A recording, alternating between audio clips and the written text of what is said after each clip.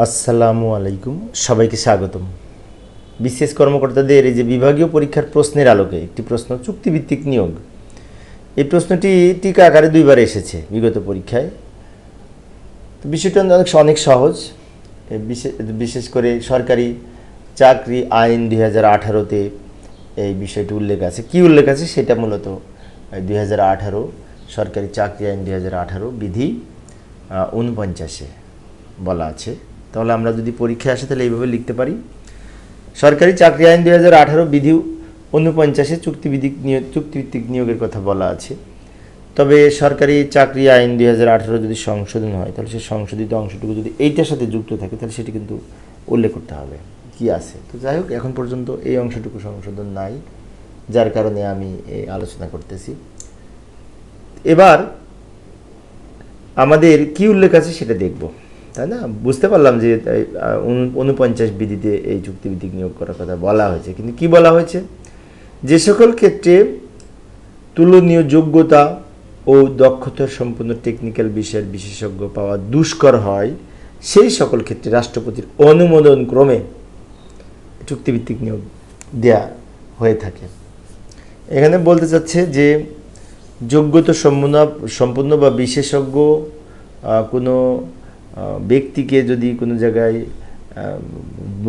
কোনো বিষয়ে বিশেষজ্ঞ ব্যক্তি পাওয়া দুষ্কর হয় বা না যায়, সেক্ষেত্রে রাষ্ট্রপতির অনুমোদন ক্রমে ওই যোগ্যতা সম্পন্ন ব্যক্তিকে চুক্তিভিত্তিক নিয়োগ দেওয়া যেতে পারে, এই কথা বলছে। এখন এখানে আরও বলা হয়েছে যে বিধি 43 অনুযায়ী একজন সরকারি কর্মচারী তার বয়স যখন 59 বছর হয় এবং মুক্তিযোদ্ধা সরকারি কর্মচারীর বয়স যখন 60 বছর হয় তখন কিন্তু তাকে অবসর গ্রহণ করতে হয়, তাই না? কিন্তু এই আইনের ধারা 49 মতে এই যে অবসর গ্রহণ করার পরেও রাষ্ট্রপতি জনস্বার্থে কোনো কর্মচারীকে চাকরি হতে অবসর গ্রহণের পর সরকারি চাকরিতে চুক্তিভিত্তিক নিয়োগ করতে পারবেন। এই যে কথাটা বলেছে, যে মূলত আমরা জানি যে 59 বছরে, আর মুক্তিযোদ্ধা যদি হয় সরকারি কর্মচারী তার ক্ষেত্রে 60 বছরে তো অবসর গ্রহণে যায়, তাই না? এখন অবসর গ্রহণে যাওয়ার পরেও যদি দেখা যায় যে যোগ্যতা সম্পন্ন ব্যক্তির ঘাটতি রয়েছে, ঘাটতি পূরণের জন্য সংশ্লিষ্ট এই সরকারি চাকরিতে বিশেষ করে চুক্তিভিত্তিক নিয়োগ প্রদান করতে পারবেন রাষ্ট্রপতির অনুমোদন ক্রমে। শর্ত হচ্ছে রাষ্ট্রপতি চুক্তিভিত্তিক নিয়োগ দিবেন। এবং এখানে আরও কিছু বিষয় উল্লেখ আছে, সেটা হচ্ছে চুক্তিভিত্তিক নিয়োগপ্রাপ্ত কর্মচারীরা অবসরোত্তর ছুটি ভোগরত থাকলে উক্ত ছুটি স্থগিত থাকবে এবং চুক্তিভিত্তিক নিয়োগ সমাপ্তির পর উক্ত সংশ্লিষ্ট অবসর উত্তর ছুটি এবং তৎসংশ্লিষ্ট সুবিধা ভোগ করা যাবে। এখানে বলেছে যে একই সাথে দুইটা সুবিধা নেওয়া যাবে না। মানে অবসর গ্রহণের পরেই তো সাধারণত অবসর উত্তর ছুটি যে সমস্ত সুবিধা, পেনশন বা অন্যান্য কিছু আমরা পাই, তাই না? কিন্তু যদি আবার পুনরায় তাকে চুক্তিভিত্তিক নিয়োগ দেওয়া হয় তাহলে যতদিন চুক্তিভিত্তিক নিয়োগ হিসেবে তিনি সুবিধা পাবেন বা নিয়োজিত থাকবেন ততদিন এই অবসরোত্তর ছুটির কার্যক্রমে মানে ছুটিটাই স্থগিত থাকবে। পরবর্তীতে এই আবার সুবিধা ভোগ করতে পারবে।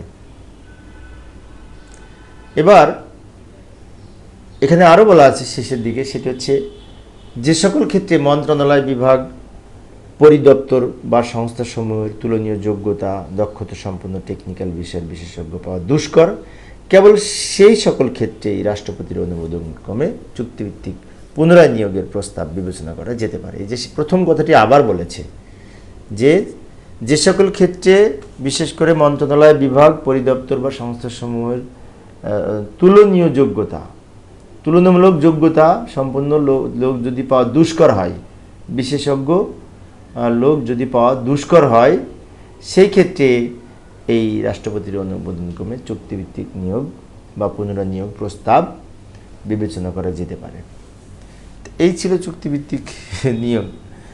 তা আমি অবশ্য অল্প অল্প করে আলোচনা করি, একটা একটা করে ছোট ছোট প্রশ্ন, যাতে কারো বোরিং না হয়। অনেক সময় লম্বা প্রশ্ন হলে বোরিং লাগে। পরবর্তী বিষয়টি দেখার আমন্ত্রণ রইল। পরিশেষে সবাই ভালো থাকবে এবং সুস্থ থাকবে এই কামনায় খোদা হাফেজ।